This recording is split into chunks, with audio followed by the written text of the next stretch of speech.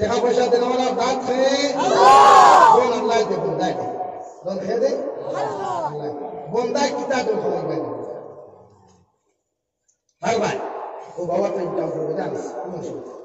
অনবরত ইনকাম করবে অভাব নাই কিছু কিছু ভাই যাতে বা 10 দিনে কুটি কুটি হয়েছে আর মেসা বলে সারাদিন দৌড়া তুলতে করে লাভ করতে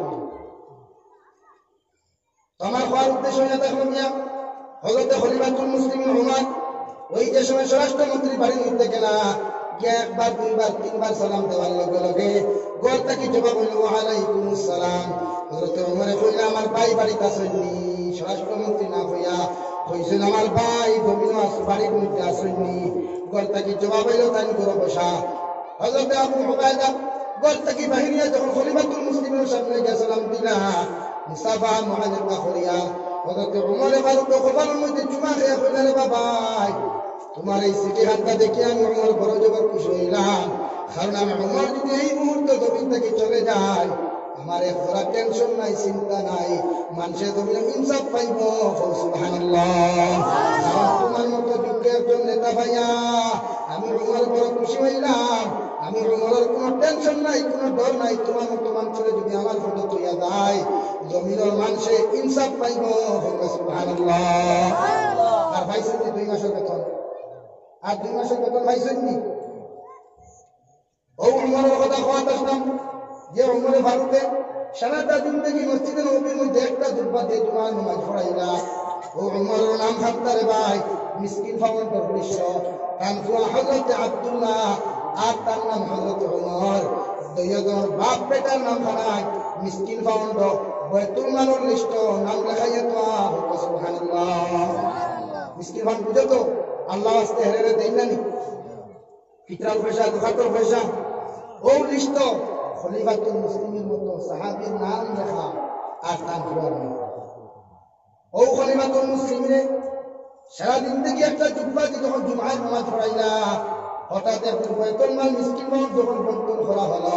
হযরতে উমর ফারুক একটা জুব্বার পিস হইলা আর তার ফুয়া একটা কাপড়ের পিস হইলা দুইজনে কাপড় খারাপ করিয়া দেখলাম ফুয়ারও কাপড় পিছে যুদ্ধ হইত নাই বাপরও কাপড়ের পিছে যুদ্ধ হইত নাই তাই হযরতে আব্দুল্লাহ তার বাবা খলিফাতুল মুসলিমিন হযরত উমর ফারুক রাদিয়াল্লাহু তাআলা আনহু আমার বাবা এই কাপড়ের পিছে তো আমার জুব্বা কোনো সময় হইত নাই আপনারও জুব্বা কোনো সময় হইত নাই আমার কাপড়ের পিস খানটা আপনারা হাতিয়া দিলাইলাম দৈয়ক পিস রেখানো করিয়া আপনি নতুন একটা জুব্বা বানাইবা কারণ প্রতিদিন জুমার দিন যে সময় আপনি জুব্বা খানটা দিন আমি কাপড়ে দিয়ে চাই আপনার কাপড়ের চতুর্দিকে পাওয়া যায় শুধু তালি মারা শিখাই দেওয়া বাবা আমার বড় লজ্জা লাগে কারণ আপনি অর্ধেক জানেন খলিফাতুল মুসলিমিন সুবহানাল্লাহ খলিফাতুল মুসলিমিনে দৈয়ক কাপড় এখানো করিয়া জুব্বা বানাইয়া জুমার দিন যখন মিম্বরের মধ্যে দাঁড়াইলা হাজার হাজার সাহাবায়ে কেরামের মাঝখান তাকিয়া একজন সাহাবী দৌড় মারি খাড়ে হলো খলিফাতুল মুসলিমিন অত সময় পর্যন্ত আজকে জুমার নামাজ পড়াইতে পারতে নাই অত সময় পর্যন্ত জুমার খুতবা তোমার মতো মানুষ দিতে পারতে নাই যত সময় পর্যন্ত তুমি নতুন জুব্বার হিসাব আমরা সামনে দিছ না নাউযুবিল্লাহ বুঝা গেছে কথা কেমন সাহাবী কেমন খলিফাতুল মুসলিমিন হাজার হাজার মানুষ মসজিদের নবীতে বসা হে খলিফাতুল মুসলিমিন জুমার নামাজ পড়াতে পারবেন না কত সময় নয়া জুব্বার হিসাব কোন জায়গার মধ্যে নয়া জুব্বাটা ভাই নাই কোন জায়গার মধ্যে নয়া খবর কামটা ভাইয়া জুব্বার নামাজ জুব্বার দিন নামাজ পড়ালাই হয়তো তোমার বেতন মানো পাইছো নতুবা তোমার সম্পত্তি বানাইছ নতুবা তোমার যত প্রেজেন্ট হল আছে তোমার যত জনগণ হল আছে জনগণের টেকা মারিয়া জুব্বা জুতা বানাইছ ওই হিসাব যত সময় দিছ না আমরা জুমার নামাজ পড়িতাম না সুবহানাল্লাহ আমরা প্রতিদিন তারে প্রশ্ন করা অনুযায়ী পয়সা আগে বাইক লইয়া চলতা এখন দেখি স্করপিও গাড়ি ভালো পাইলা বাড়ির আসুক কোনোদিন দেখবাই মাথো না ফেলে আর না হাইলা হামদি দিলে দুয়ারিতে বন্দি করি তুই আর কইব বিয়ালে আবার কুটিস বিয়ালে আবার কুটিস আমার সল হল ও নেতা যেদিন এরকম নেতা জমিনে আসবে হযরত উমরের মতো দায়িত্ব তাই পৃথিবীর শেষ আসে হলে আজ হযরত উমরের মতো নেতা যে হযরত ওমরের মতো শাসক যদি না হয়েছে থাকতো জমিনে কোনো দুর্নীতি থাকলো না আচ্ছা থাকলো হ্যাঁ খাই ফেলাইলো বেটা দেখলাই সাইকেল আই থেকে একটু গাড়ি দেবে পাঁচটাই তো আর না ভাস আই থেকে না কি তেল ঠুলা পয়সা টিকা গানো জবাব দেই জনগণের তো প্রশ্ন করা জানে না হয়তো রুকিয়া খায় যে রুকিয়া খাইতে না তো জনগণ বাস করতো কেন তোমার তো দায়িত্ব জনগণ করে করে দিতে হয়তো ওমরে রায় দিতে জনগণ খবর লওয়া রায় এসব নামাজ পড়িয়া খাওয়াটি বান্ধিয়া আর রাটি দিতে ভালো থাকতে হবে क्या कुदाई कुदाई कुदाई कुदाई शराब को खबर में जाफरी से गुफन पुलिस गुफन আমরা কয় না তারে ভাইছে রাইট করে বাপ আমরা ইয়া বলিস তুই না খালি কারণ মাটিতে তো আপনারা কয়জন গুছা করবা না রুমে নেতার মুক্তি করলা কিন্তু তোরটা মাল মুক্তি আজ গরিব ইন্দ্রাবাস পান না গরিবের রাস্তা পান না গরিবে খাইতে পান জনগণ খায় না আপনি জানেন মুসলমান লাগি মাইনরিটি টাকা কত সেনশন হয় কোটি কোটি টাকা 33-50 কোটি টাকা পর্যন্ত কোনো কোনো বছর সেনশন হয় মুসলমান লাগি শুধু গোলাপ করে 3 ডিস্ট্রিক্ট করলো কয় টাকা ভাই হিসাব গেলই তো আমি মাটিতে বললাম তুমি দাঁড়াই না কেন আরো শব্দ সওয়াল করিয়া আমার মুখে পাওয়া লাগবে হাসান ও খলিফাতুল মুসলিমিন জুমার নামাজ যখন পড়ানি বন্ধ করি নাই না খুতবা হল মিম্বরের মধ্যে দুনিয়া মিম্বরের মধ্যে দাঁড়িয়ে বলে বাইরে বা আল্লাহর জাতর কসম খাইয়া বুঝার আমি উমরে তোমার নয়া জুব্বার হিসাব করতে দেব আমার পক্ষে সম্ভব নয় ওই জুব্বার হিসাব যদি সারা মসজিদে নবীর মানুষে দিতে চাও আমি উমরে কইয়ার আমার ফুয়া আব্দুর রহমানে উবাইয়া দিবা আমার ফুয়া আব্দুল্লাহ আপনার হিসাবটা দিবা সুবহানাল্লাহ লগে লগে হাজার হাজার শ্রোতা হাজার হাজার মুসল্লি হযরত আব্দুল্লাহ সালাম দিয়া বলেন আসসালামু আলাইকুম প্রিয় সাহাবায়ে কেরাম আমি একজন খলিফাতুল মুসলিমিনের ফুয়া হিসাবে আপনাদের কইলাম না আমি ওই মসজিদের ইমাম ওই আপনার মধ্যে একজন সাধারণ ইমামের ফুয়া হযরত ওমরের ছেলে আপনার সামনে দাঁড়াইয়া শুধু ও কথা কেন নিজারস আমার বাবার জুব্বার হিসাবটা আমি দিতাম পারিনি হুকসা সারা ফিরাচ্ছিও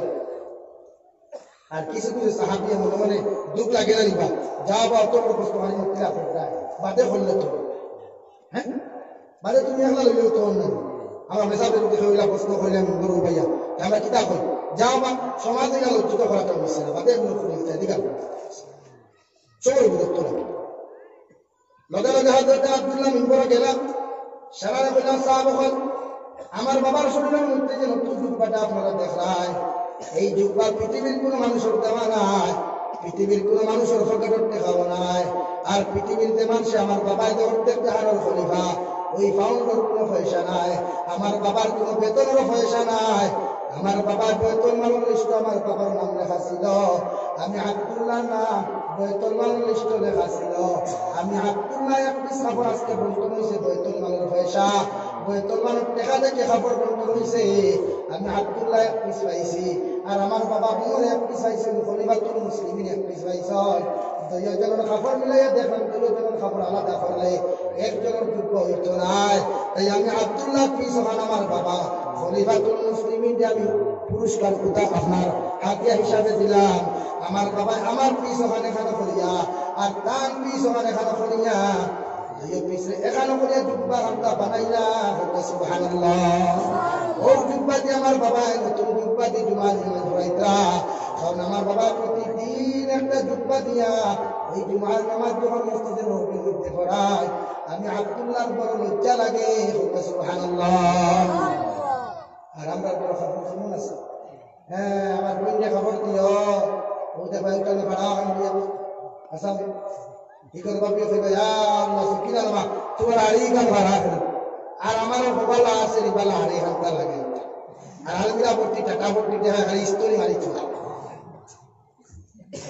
তাই ওই খলিফাতুল মুসলিমের মতো বানাও খলিফাতুল মুসলিমের লাগা নিজের জিন্দেগি বানাও নিজের জিন্দেগি থেকে ফুটালি রাখা পৃথিবীর মধ্যে যত লিয়া উলিয়া ফল দেখলাম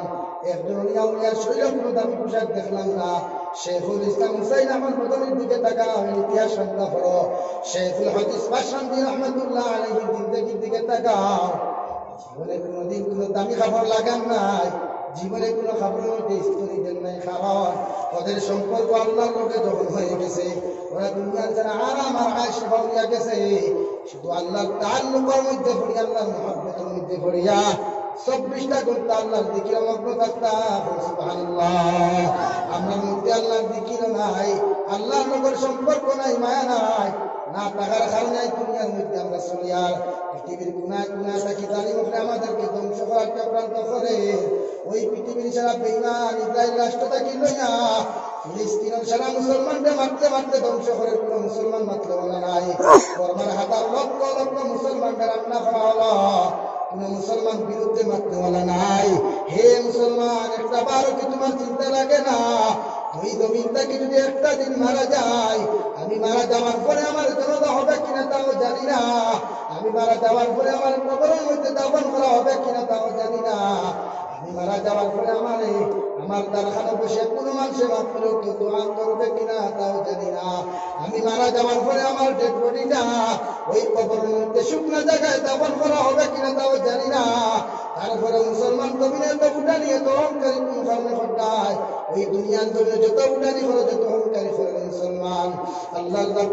কসম খাইয়া হইয়ার ওই কিয়ামতের ময়দানে যদি নবীর লগর তাআল্লুকার সম্পর্ক যদি তোমার আমার দিন থেকে নিতে পারা না যায়,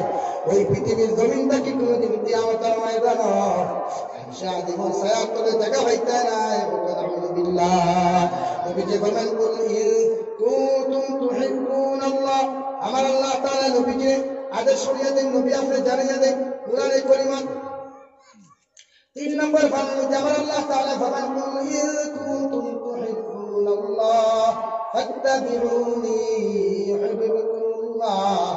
নবী আপনি জানিয়ে দেন, ওরা যদি আমি আল্লাহকে ভালোবাসতে চাই, আমি আল্লাহর লগে তাআল্লুক লাগাইতে চাই, আমি আল্লাহর মহব্বত লাগাইতে চাই, ওদেরকে বলো আপনি নবীজির জমিনের মধ্যে অনুসরণ করতে হবে। সুবহানাল্লাহ।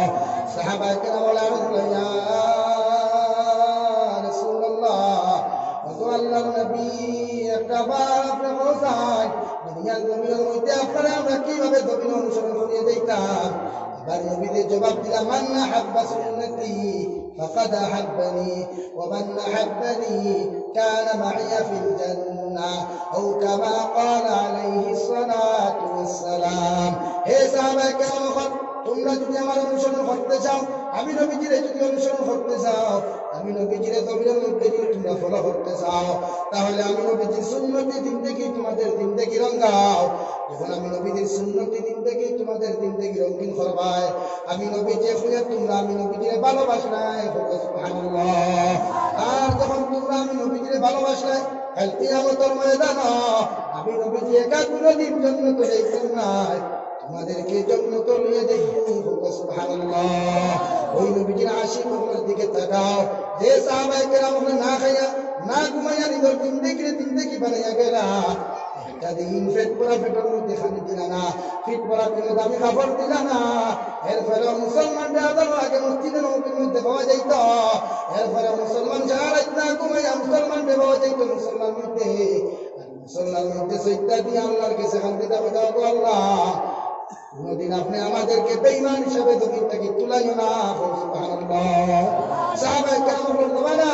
জীবনে কোনদিন বেনামাজি হওয়া গেছে না, কেউ তাহাজ্জুদের নামাজ ছাড়ি দিলে এনারে বেনামাজি, এনারে কিতাব হইতো। আর আমরা ফাঁসের নামাজ হয়তনে পড়ি, ও ভাই জন্নত যাইতা তো খালি জন্নতি জন্নতি জন্নতি জন্নতি, এটা কিতা করো বাপর দেখা দিল ইয়া তো আল্লাহ তো না কেন গুছা করে দিস না, আমার একটু বাপর দেখা দিল না রে বাবা, আমার আল্লাহ আমার আমলে আমি শেখুল ইসলাম সাইয়্যিদুনা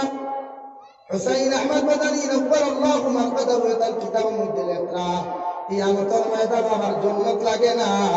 আমি হুসাইন আহমদ মাদানী আমার আল্লাহ তাআলা যদি কিয়ামতের ময়দানে বলেন, ও হুসাইন আহমদ মাদানী,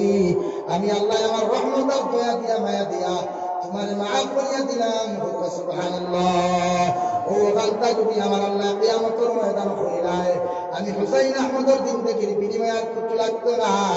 ওটাও আমার লাগে সবচাইতে বেশি বড় পাওনা। সুবহানাল্লাহ। বড় লা ইলাহা ইল্লাল্লাহ, লা ইলাহা ইল্লাল্লাহ, লা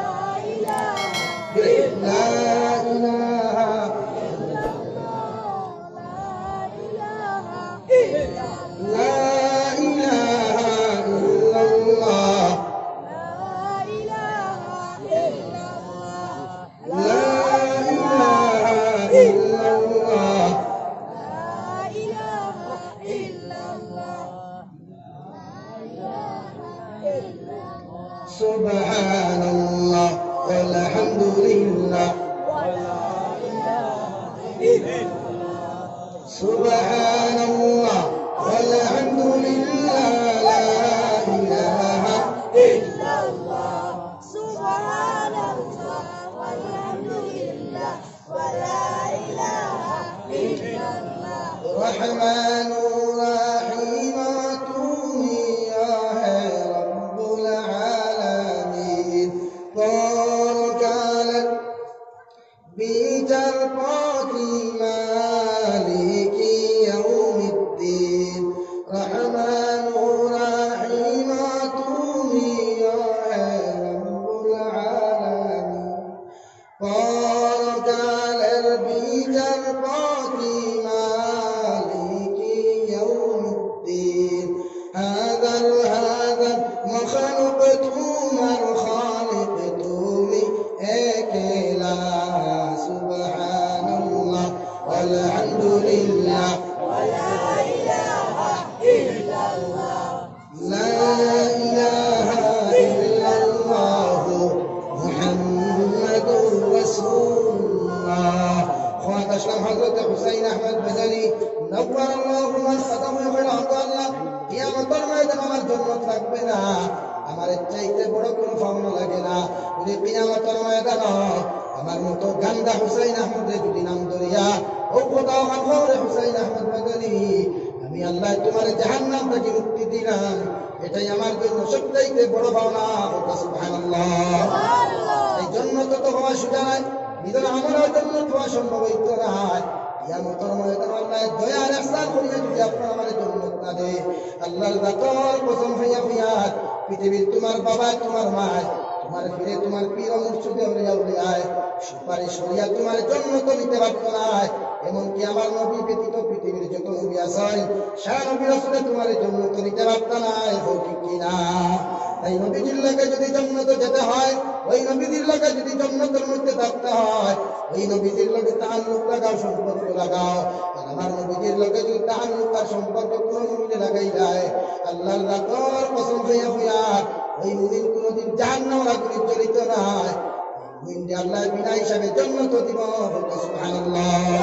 হযরত বিলাল হাবশির দিকে তাকাও যে বিলাল হাবশি কালো বিলাল ওই হাসান ইস্তাকিরিদের জন্মস্থান ছাড়িয়া হযরত বিলাল হাবশি যখন মদিনা তশরিফ আনলা হযরত বিলাল হাবশি রাদিয়াল্লাহু তাআলা আনহু নিজের খানদানের কোনো পরিচয় নাই নিজের বাবা ছাড়িয়া আইলা মা ছাড়িয়া আইলা ভাই ও পঞ্চম ছাড়িয়া আইলা এই মদিনা তশরিফের মধ্যে আইতে ডাইরেক্টলি মদিনা তশরিফ আইলা না ওই বিলাল হাবশি জমিনের মধ্যে যখন মদিনা তশরিফ যখন আইলা নিজের খানদানের মধ্যে কোনো ভালো পরিচয় নাই এখন বর্তমান যখন মার্কেটের মধ্যে গরু বিক্রি হয় গরু মাংস আর ছাগল বিক্রি হয় আগেকার জমানার মানুষ জমিনের মধ্যে বিক্রি হইত ওই বিলাল হাবশি সেম টু সেম একজনে বিক্রি করে আরেকজন করে খরিদ করছেন আরেকজনে খরিদ করে আরেকজনে বিক্রি করছেন এইভাবে বিক্রি হইতে হইতে উমাই ইবনে খলফর করাইলা আলহামদুলিল্লাহ যে বিলাল রাত্রিবেলা সারা মানুষ ঘুমানির পরে নবীজির খেদমত মদিনায় তশরিফ যাইতা আমার নবীজির মুক্তাকে নসিহত তখন শুনিয়া বিলাল হাবশি ইসলাম ধর্ম গ্রহণ করিলা সুবহানাল্লাহ এত কালো বিলাল যে বিলাল উপরের দিকে খাটা নাক দেওয়া এত বাট্টিয়ার সাহাবী পৃথিবীর মধ্যে এত কালো বিলাল আল্লাহ কে তো এত সম্মান কেন এত ইজ্জত দুনিয়া দুনিয়ার মুসলমান বিলাল গাছও বান্ধিয়া ওই রোগের অবস্থায় নাবি তাকে লইয়া একটু পর্যন্ত একটু মাথা পর লাগাইয়া মরুভূমি উত্তপ্ত গরম বালুর মধ্যে ঢুকাইয়া বিলাল আতার বাউরে বান্ধিয়া বুকুরে কুন্ডলি ফাটল আপনার কুলা মারিয়া কইয়া বুকুরে ফাটল দিয়া ওই জালিম উমার ইবনে খলফা কইতে বিলাল একটা বার তোমার আল্লাহরে তুমি আল্লাহ মানা বাদ দিলাও তোমার নবীজিরে নবী মানা বাদ দিলাও আমি উমার ইবনে খলফা তোমার জীবনে কোনোদিন নির্যাতন করতাম না আলহামদুলিল্লাহ ওই বিলালকে রোদে গরম করিয়া আগুনের উত্তপ্ত আন্তার মতো লাল গরম করিয়া বিলাল খালিদার মধ্যে যখন বাড়ি মারা হতো বিলালের শরীর থেকে চামড়া গুলা তুলে যাইতো ফাটিয়ে যাইত বিলালে আসমানে দৌড়ে চিৎকার দিয়া কইত আল্লাহ ওই জালিমের নির্যাতন খাইয়া যদি খাইতে খাইতে যদি আমার মতো মুসলমান জমিন থেকে চলে যায় এরপরে যদি জমিন খানতেই ইসলাম বান্দা জীবিত হয়ে যায় আমি বিলালের কোনো কিছু আইতো না সুবহানাল্লাহ কেমন সাহাবী নিজের মা তুইয়া নিজের বাবা তুইয়া যখন উমার ইবনে খালফে বিলালের মতো সাহাবীরে যখন নির্যাতন করা হতো, ওই বিলালের চিৎকার আর কান্নার আওয়াজ হযরত আবু বকর সহ্য করতে পারত না। হযরত আবু বকর খিয়া কইতেন, উমার ইবনে খাল, আমার বিলালকে তুমি আর নির্যাতন করিও না, আমার বিলালকে তুমি আর জমিনের মধ্যে মারিও না কেন? আমার বিলাল আপন বলতে আল্লাহ আল্লাহ রাসূল ব্যতীত ওই মদিনাতে জীবা আর কেউ নাই। সুবহানাল্লাহ। হে উমার ইবনে খাল, আমার বিলালকে যদি আর সামান্য নির্যাতন তুমি করো, আমার বিলালের কান্নার আওয়াজ আমি আবু বকর সহ্য করতাম পারি না। বিলালে প্রতিদিন রাস্তা বাজাইতার নবীজিরা হতে যা রাসূলুল্লাহ, ওগো আল্লাহর নবী, বিলালের আওয়াজ, বিলালের চিৎকার আমি আবু বকরের জন্য সহ্য করতাম পারি না। ওই বিলালকে উমার ইবনে খালফে এত নির্যাতন আর এত কষ্ট জমিনের মধ্যে দেয়, আমার মতো মানুষ সহ্য করা যায় না। দয়া করে আপনি নবীজি কোনো একটা উপায় করেন। সুবহানাল্লাহ। এত নির্যাতন এত কষ্ট দেওয়ার পর বিলালের মতো সাহাবী হইতা আহাদ আহাদ, আমার আল্লাহ এক, আমার আল্লাহ এক। সুবহানাল্লাহ। উমার ইবনে খালফে হইতার বা উমার ইবনে খাল মারতে মারতে পিস পিস করিয়া যদি আরো বড় মরুভূমির মধ্যে আমার ইটা মারি ফেলাও, আমি বিলালে কোনদিন আমার আল্লাহ তাকে এক কদম পর্যন্ত করে দিয়ে যেতাম না। সুবহানাল্লাহ। ওই বিলালের এত দাম কেন জানেন? যে বিলালের এত কষ্ট, হযরত ওমর ফারুক বলেন, বিলালের জিন্দেগিতে কোনদিন মোটা সোটা কোনো কাপড়, হালকা পাতলা কোনো কাপড় জরুরি লাগাইতা না, শুধুমাত্র মোটা সোটা কাপড় লাগাইতা। একদিন ভুল ক্রমে হযরত বিলালে জমিনের মধ্যে হালকা পাতলা একটা জুব্বা লাগাইয়া যখন মদিনার বাজারের মধ্যে দাঁড়াইলা, হযরত ওমর ফারুক ঘরে থাকি দেখলা বিলালের পিঠের মধ্যে ছোট ছোট ছিদ্র দেখা যায়। লগে লগে হযরত ওমর আবু বকরকে কইলেন, আবু বকর, হোসেন আমার বিলাল ছোটবেলা কি কোনো ফেলে টুকে দেখা দিছিল? হযরত আবু বকর কইলেন, বাবা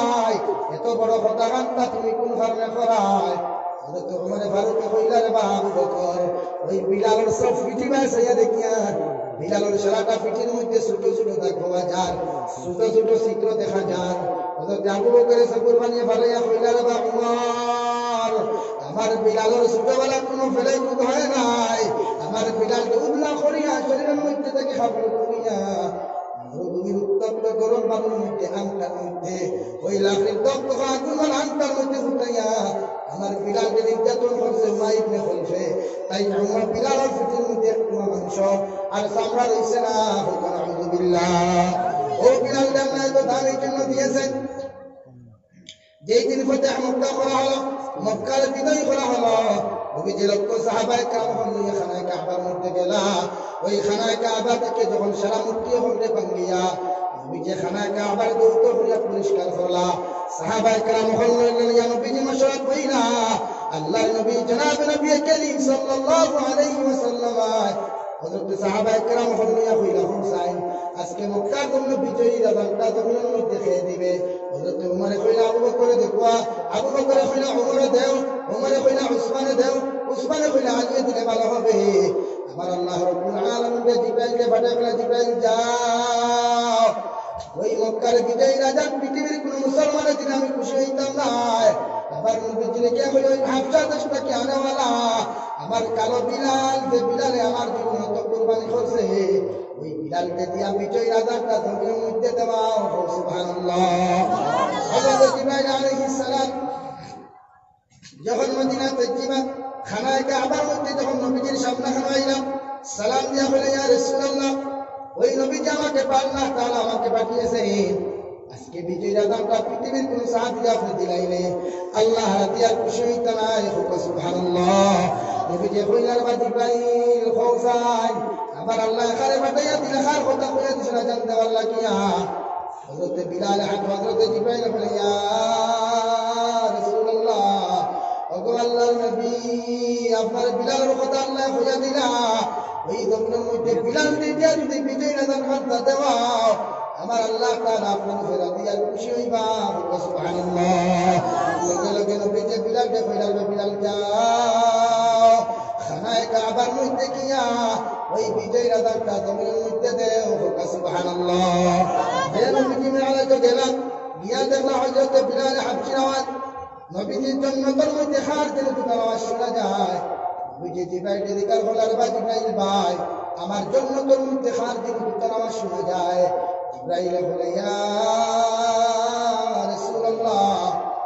এই জন্য তোর মধ্যে আপনার কালো বিলাল হাবশী রাদিয়াল্লাহু তাআলা আনহু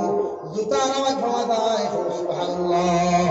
ওই বিলাল মতো তাআল্লুক লাগাও ওই বিলাল মতো সম্পর্ক আল্লাহ রাসূলের লগে লাগাও আল্লাহর জাতের কসম হইয়া হইয়া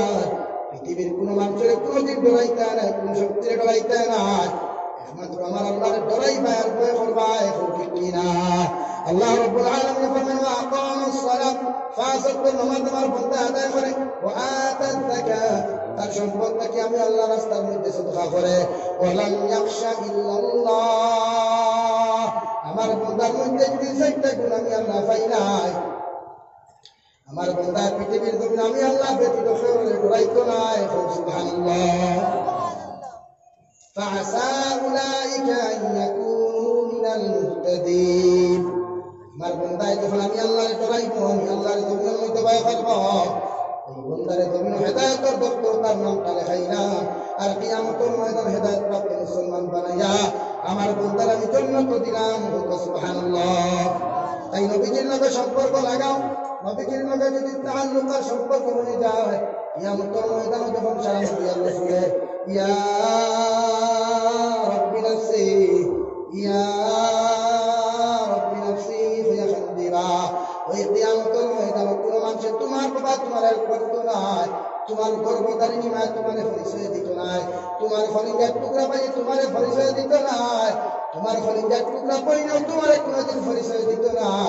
এমনকি 1,24,000 মোকাম করে 2,24,000 নবী রাসূলে তোমার কোনোদিন পরিচয় দিত না হেল্প দিত না একমাত্র আমার নবী জনাব নবী করিম সাল্লাল্লাহু তাআলা আলাইহি ওয়াসাল্লাম তোমার আমার হেল্প করবা সুবহানাল্লাহ কিয়ামতের ময়দানে সারা নবী রাসূল ইয়া রাব্বি নাফসি ইয়া রাব্বি নাফসি ইয়া খান্দিবা সারা উম্মত সারা মানুষ জাতিয়ে উলঙ্গ অবস্থায় দাঁড়াইয়া ওই সৌগের তলে দিয়া টল টল করে সব কুরবানি ফেলাইয়া সারা মানুষ শুধু ইয়া রাব্বি নাফসি ইয়া রাব্বি নাফসি হইবা একমাত্র আপনার আমার নবী সাইয়্যিদুল মুরসালিন জনাব নবী করিম সাল্লাল্লাহু তাআলা আলাইহি ওয়াসাল্লাম আল্লাহর কুদরতের কদম মাথা নত করিয়া সকল ফানি ফালে হইয়া রাব্বি উম্মতি ইয়া রাব্বি উম্মতি হইয়া কান্দিবা ওই সময় আমার আল্লাহ কইবা গো নবী আর তুমি কান্দিও না আমি আল্লাহ জাল্লা জালালের কসম হইয়া তোমার কইয়ার তোমার সারা উম্মতের যত সময় আমি আল্লাহ জান্নাত দিছি না অত সময় পর্যন্ত পৃথিবীর কোন নবী আর রাসূল জান্নাতে যাওয়া সম্ভব হইতো না সুবহানাল্লাহ দূরে করে কই সুবহানাল্লাহ সুবহানাল্লাহ বিল্লাহে জান্নাতে যাইতে রাজি আছি তো ইনশাআল্লাহ রাজি আছি তো ইনশাআল্লাহ খেয়াসন সর্বপ্রথম 1000 কোটি টাকা নগদ দিতে হবে মসজিদ হবে খেয়াসন 1000 কোটি টাকা নগদ দিতে হবে আল্লাহর ঘর জান্নাত